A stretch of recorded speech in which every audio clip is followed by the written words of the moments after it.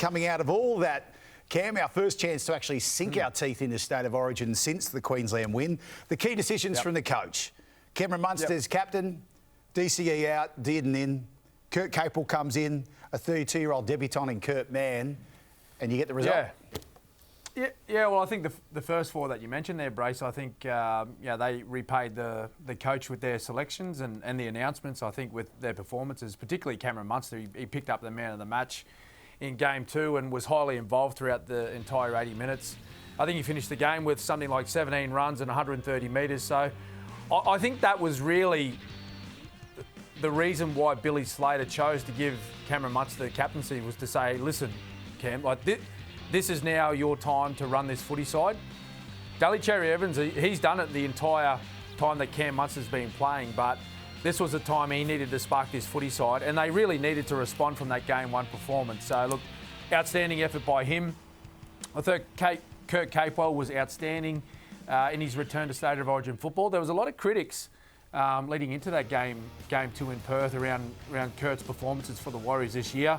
There were some stats thrown around that he missed the most tackles in the competition out of any player, but I thought defensively in particular, he was strong.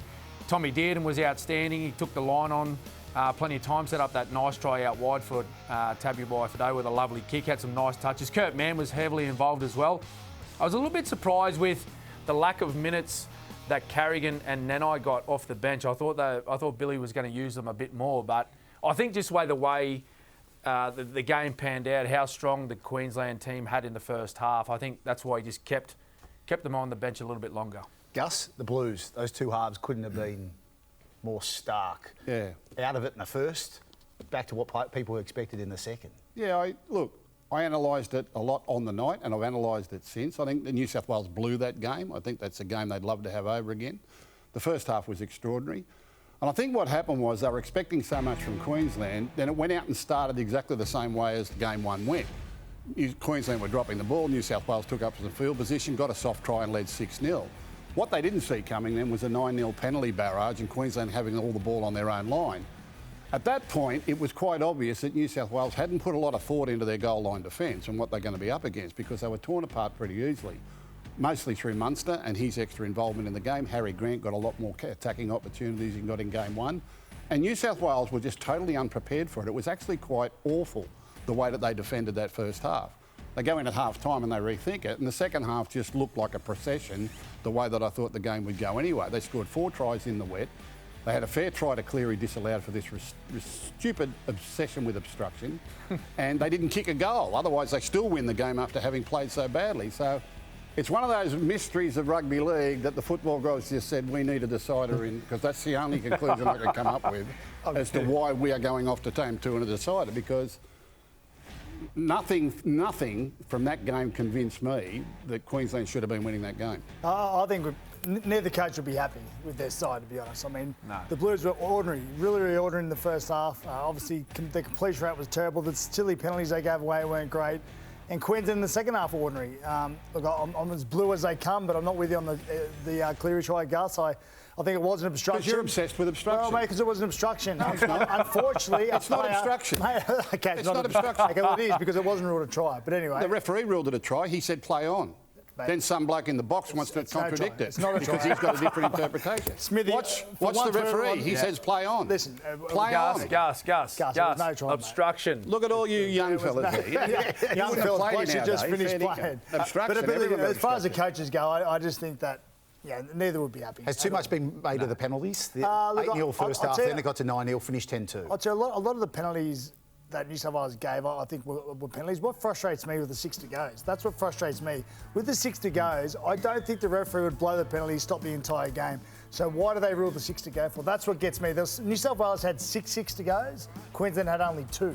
So that's 16 indiscretions for New South Wales alone. So would he have blown 16 penalties against New South Wales? I doubt it. So that's what annoys me, the 6 to goes. That's what gets me. A lot of the penalties I thought were justified and silly, and the Blues need to be more disciplined.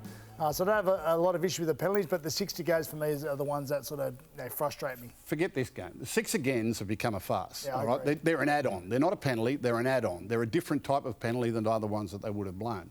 When you get a lopsided penalty count like that in any game, you get a lopsided penalty count on that, It's not so much that they can't justify the penalties that they blew. If you go back and look at all those penalties, you're half justified in giving them all. It's just that the other team wasn't put under the same scrutiny. I know where you're going, 100%. 100% Queensland were offside all day. You mean to tell me in all that time they couldn't find penalties against Queensland? Absolutely they could have. Yeah, absolutely they could have. 100% agree with that. And that's where we get frustrated with it. I think it was a similar situation in Game 2 last year in Melbourne, where I think New South Wales received, I think it was like 5 penalties or 6 penalties and 5 set restarts in 35 minutes. So I don't know if it's a trend, but yeah, we seen a similar situation in Game 2 last year in Melbourne, where New South Wales just went on that onslaught. It was the best half of football in Origin that we'd seen. You know, I think since its inception, they scored 34 points, I think, in the 40 minutes. So yeah, I don't know if it's something that we need to look at, but certainly it happened again in Perth in Game 2. I agree with Gal. You know, I think a lot of that discipline that New South Wales needs to look at. Certainly the 50-50s, they all went Queensland's way. Cam, we'll get onto the Blues shortly and the injury concerns surrounding them, what changes might need to be made. But from Queensland's perspective, the scoreless second half, what needs to change because they're going to have to go to another level decider in Sydney? Yeah, well, they got a bit sloppy, didn't they, Brace? And I was, from the commentary box, I remember watching the first set of 6. So Queensland kicked off, and the first set of 6, it looked as though we dropped our intensity. It was almost like in the back of their minds, the players' minds, that they thought, well, we've got this one wrapped up. We've got 26 points on the board. You know, we can defend our way to a victory here. But history has shown you can't stop playing. You can't just think that you're going to be able to defend your way through 40 minutes of football at this level against the quality opposition like the Blues have got this year, like they have every year, and think that you're going to win a game of football. That comeback was always on the cards. Do you think New South Wales are just going to lay down and not play better football than what they did in the first 40 minutes? They hardly touched the ball. They had very little field position, so that game was always going to change around. The momentum was going to swing, and I just don't think Queensland handled it the right way. And I reckon, like Gal spoke about before, how both coaches won't be happy. Did you see Billy Slater in the second half? Did you see him after the game? Like he was happy that the team got the victory and kept the series alive, but he was pretty disappointed with their second 40. Yeah, he had one of those bellyache moments right on full time. He was looking down at the ground, and I saw what he mouthed, and you could tell he wasn't happy with it. While we're on the topic of your mate, it was good to see him back at work on the weekend as well. How is he after what was a hell of a week away from the footy pitch for him as well? Yeah, well, Brace, it was a pretty tough week for himself and his family, and you know, for the Queensland team, of course. You know, they all respect Billy Slater a lot, and we've all seen the quotes and the press conferences that he had. It was a tough week. He got beat up a little bit personally, but you know, he's a tough character. He showed that throughout his playing career. He showed that through his coaching career over the last couple of years.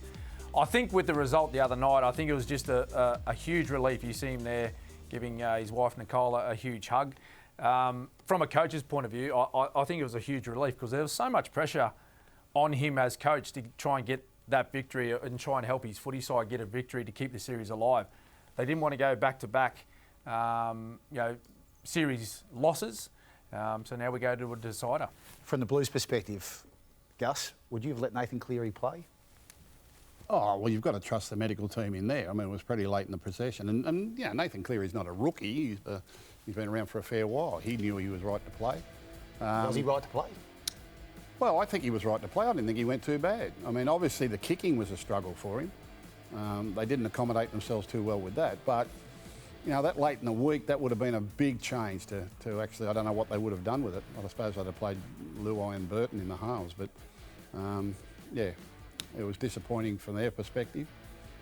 Look, New South Wales couldn't have played any worse in that first 40 minutes. Just couldn't have played any worse. And as the game turned out, they scored 5 tries to 4, couldn't kick a goal, should have won anyway. And had a fair try disallowed. I don't know where they've solved anything. Gal, if Nathan's not fit, what are your options for the halves? Well, I can't look. Isaiah Katoa's been mentioned. Joey's mentioned him. A few people have mentioned him. He's a fantastic young player. He's going to be an absolute superstar. I've got no doubt about that. But he's a kid, 20 or 21 years of age. To put him in the decider, game 3 at Sydney, I think it's unfair when you've had Matt Burton there How many? He's been, 4 or 5 games, 18th man. He plays 5A for his club side that's leading the competition. You got Jerome Luai there. Why wouldn't you just put Matt Burton there? 5A goes down game 1. Yep. We bring Jerome Luai and don't give Matt Burton a go. Now another one we're talking about might be out. We're talking.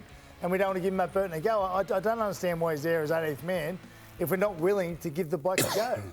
Yeah. For a start, they're both left-footed. They're both left-sided players, and neither of them demand the ball. Like, honestly, if it were me, if Cleary wasn't out, and you might even laugh at this, but I wouldn't. I'd be picking Adam Reynolds, and I wouldn't even hesitate. I wouldn't even blink to come out and run at 7 for New South Wales. I wouldn't even blink. Wouldn't even blink to do it. Because you know what you're going to get. I know exactly what you're going to get. You're going to get games management, you're going to get kicking game, you're going to get goal kicking, whatever you want, he's the one that should be doing the job. Trust me. That's just a little bit of free advice. And that's nothing against Jerome and Matt Burton, but that's not their role. Not for Origin 3 and a decider. Bring the kid back. So would you be happy if Burton's 18th man again? Oh, yes. I'm always happy for him to be 18th man. I'm always happy for him to go into camp and not get a run and not be available for the Bulldogs. So that's wonderful. That's a no. That's a no. No, that's just how the system works at the moment. We've got to put up with that. But, Matt Burton one day will be the New South Wales 5'8". That's what he's aiming to do, and he's just got to keep working until that happens. Watch this space. I wouldn't even hesitate. I don't even know what everyone's talking about. I haven't heard his name mentioned. Do you expect Cleary to play, though, from what you understand? Yeah, he'll play Thursday night. I'm not even, let alone in the Origin. Yeah. He finished the game. You've got to remember, whenever you finish a game, that's generally a pretty good sign. I'm sort of with you guys and everyone else. I don't think he was 100% on the night. He wasn't bad. I don't think he let anyone down, but he wasn't great either. He wasn't the Nathan Cleary we normally know or expect in a big game to play the way we know he can play. So that was probably the issue for him, but he finished the game, so hopefully he's okay. All right. That's don't even hesitate.